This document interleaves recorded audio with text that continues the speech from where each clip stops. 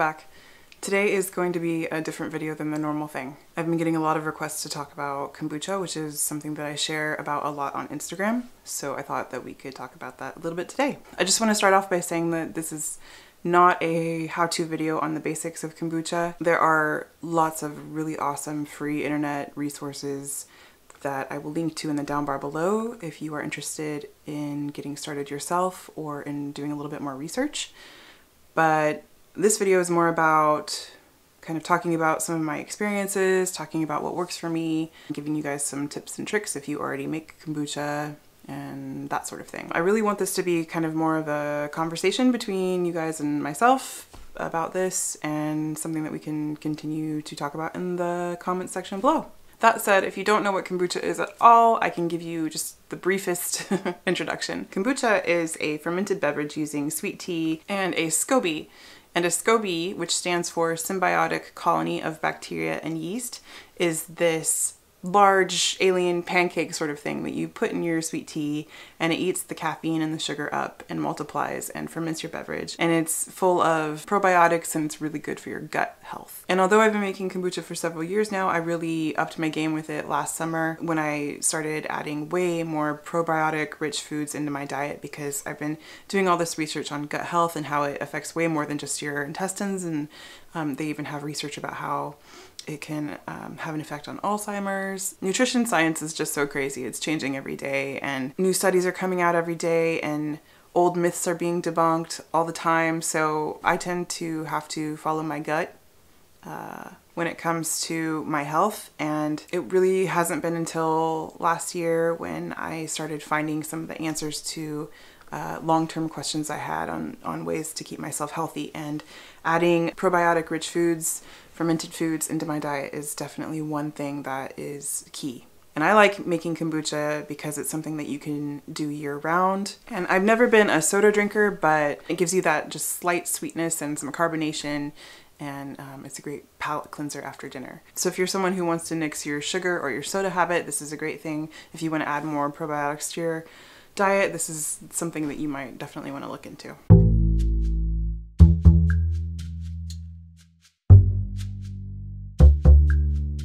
So I first started off making kombucha using the batch method, which is great if you are just starting off. You just make it in enclosed vessels, usually 1 gallon jars, because a lot of the recipes that you'll find online will give you the ratios for 1 gallon. You can stick it in a dark place on top of your fridge for 3 to 4 weeks, and then you have kombucha. The problem for me with that method was that I would forget about it, and I wouldn't check on it until it had already gone too sour. And this just kept happening for me. So for me, making kombucha this way was sort of an off and on thing. I'd be good at it for a couple months and then I'd forget about it, and then I'd have to start over again. So it wasn't until last summer when I really got into adding fermented foods into my diet that I decided to switch over to the continuous brew method. And this was really triggered by the fact that we kept buying kombucha in bulk, like Costco sized boxes, to keep up with our demand for it. And if you live in a place where they sell it in the grocery stores, you'll know that it can be pretty expensive. So I decided, okay, enough is enough. I'm going to switch over to the continuous brew method and give it a shot. The continuous brew method is great because you use large vessels, usually 2 or 3 gallon size vessels. I think mine are 2 gallons each, and I have 2 of them. And they have a spigot, and when you go to bottle, you just pour out maybe 2/3 of the liquid. You leave the SCOBY in, and then you add more on top. And so there's a lot more SCOBY and a lot more reserve liquid left in the vessels. So it converts the sweet tea faster. In the summer, when conditions are warm, you can find yourself bottling even once a week. So this is a great method if you are someone who regularly drinks kombucha. And I get a lot of questions about the equipment that I use.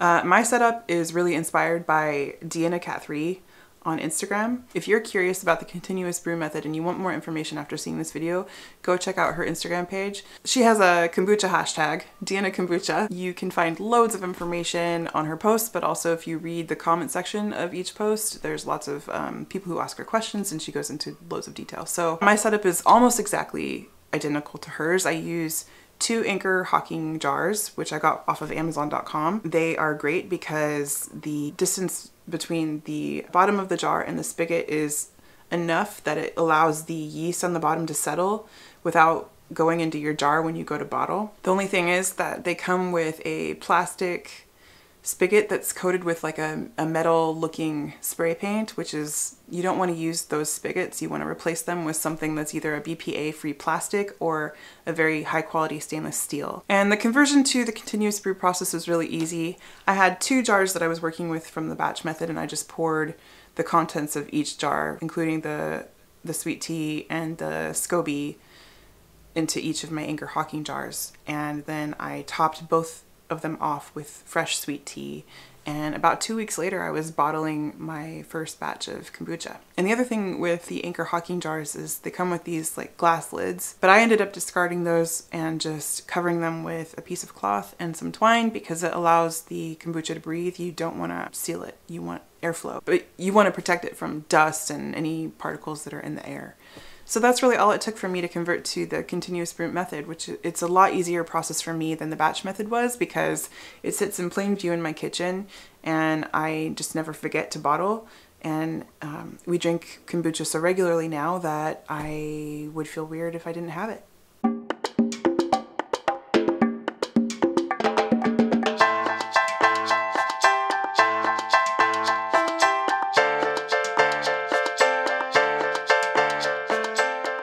So while you can just pour your kombucha into a glass, it's really delicious over ice, plain, and that's perfectly fine. I find that it's really fun to bottle my kombucha and do a second fermentation because that's when you can really play around with your level of sweetness, different flavors, and carbonation. So to do the second fermentation, you're going to need bottles that have a sealable cap that you can take on and off. You want the bottles to be able to handle some pressure, so get something that is good for brewing. I use the easy cap bottles. I have 12 clear ones and I have 12 amber colored ones. My preference is for the clear ones because when it comes to kombucha, I really like to see what's going on inside the bottle.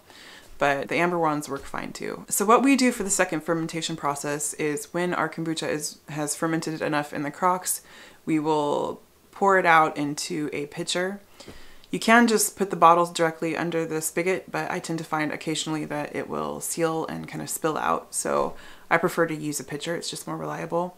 And then I will fill each of my bottles about 3/4 full of kombucha. And then for that last 1/4 of the bottle, I will add in some kind of additional flavoring.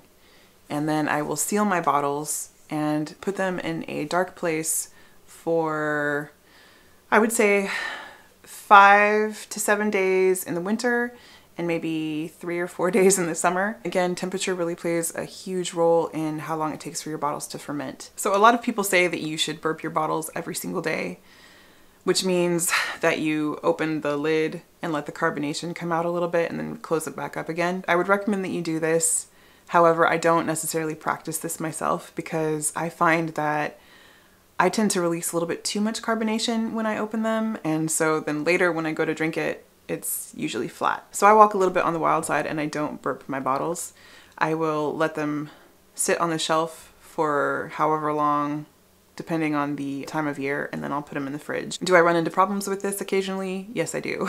But for the most part, not burping my bottles helps ensure that we have nice, fizzy, carbonated kombucha. I think that there probably is a way to burp your bottles that won't release as much carbonation, but you know, maybe that's something that one of you guys has a little bit more input on that you could talk about in the comment section below. But that's the general process that I use for bottling and doing the whole second fermentation thing. And it works pretty well for us most of the time.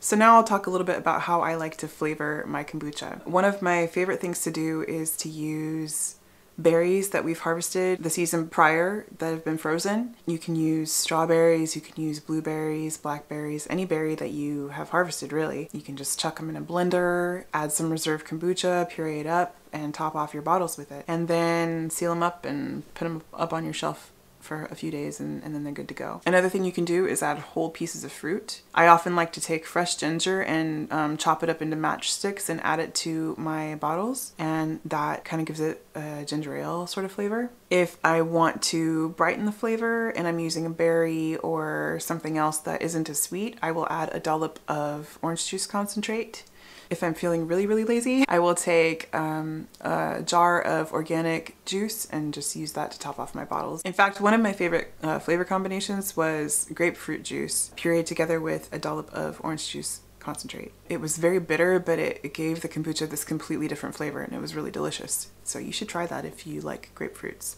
And then if I'm feeling kind of fancy, I'll make like a simple syrup and add some herbs like lavender or rosemary or sage or something, and add that to like my berry mixture, or sometimes just add it by itself, and it will give that kind of herby flavor to it. You can even do that with whole spices if you want to.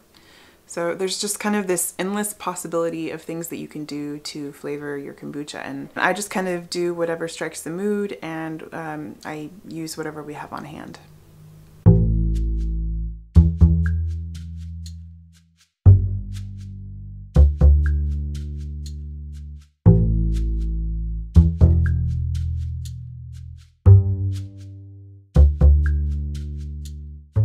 Tip number 1 is to bottle while your kombucha is still just a little bit sweet. For me, this ensures a nice light balanced flavor and also extra carbonation. Tip number 2 is if you find that your kombucha has gone a little bit too far when you go to bottle, you can rebalance the flavor by adding more sugar, usually in the form of a simple syrup, or this is when I might use some orange juice concentrate because that has quite a lot of sweetness, or like sweeter berries. But I will warn you that the more sugar you add to your bottles, the more likely they are to get carbonated really fast. And so you're gonna wanna be really careful when you go to open them. Tip number 3 is if you have reached the level of carbonation where your bottle will explode out when you go to open it, then just go ahead and chuck the rest of the batch in the fridge, and that should help tame down the rest of the bottles so it's not as messy when you go to open them. Tip number 4 is if you find that you're getting kind of a bitter aftertaste with your kombucha, try to make sure that you're not over brewing your tea when you go to make your sweet tea. Maybe just try brewing it for about 20 minutes and then removing it from the pot. And then tip number 5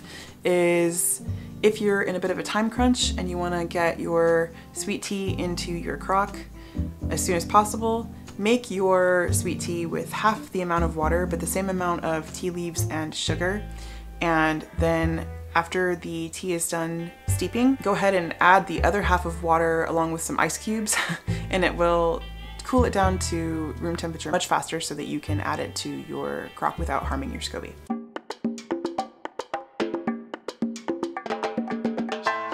The first question is in regards to sugar. People who are on low sugar diets, or maybe you're diabetic or something like that, worry about kombucha because the sweet tea that you add to your brewing vessel is so full of sugar. You know, it's like 1 cup of sugar to every gallon of water and every 2 tablespoons of tea leaves. But what I have to say about that is the amount of sugar that you put into your kombucha does not equate the amount of sugar that is in your final product, because the SCOBY eats that sugar and converts it. So the level of sweetness of your final product is really up to you, and it depends on how long you ferment your beverage. Yes, the more you ferment it, the more sour it becomes, but from personal experience, now when I drink store-bought kombucha, that stuff is too sweet for me. I seem to have developed quite a tolerance for the sourness, and in fact, if it's too sweet, I don't like it now. So, you know, I don't know how much sugar is in my bottles these days, but I can tell you that it really helps fight sugar cravings. So I would say if you're someone who is trying to watch your sugar, you might want to look into kombucha, but I would definitely opt for making it at home rather than buying it from the grocery store. So the second question I often get is in regards to my stainless steel spigot. Metal is said to harm the SCOBY, so they say that you should generally stick to glass and plastic when it comes to kombucha, but I ran into some research or some article somewhere that said that if you use high grade stainless steel, that it shouldn't have any effect. So I decided I would give it a try because I just like stainless steel better. And I can't tell you for sure, but just visually looking at my crocks and what I've been able to achieve with kombucha, it doesn't seem to me like the stainless steel spigot is hurting my SCOBY or my beverage at all. But if you're concerned about it, definitely just opt for the BPA plastic spigots. And then the final question that I often get is in regards to cleaning my crocks. I will clean out my crocks once every other month in the summer and about once every 2 or 3 months in the winter. And that is just something that I do whenever I go to thin my SCOBYs. When you're using the continuous brew method, they will get really thick. They get thicker faster in the summer, obviously, because they're fermenting faster. So that's why I clean them more frequently in the summer.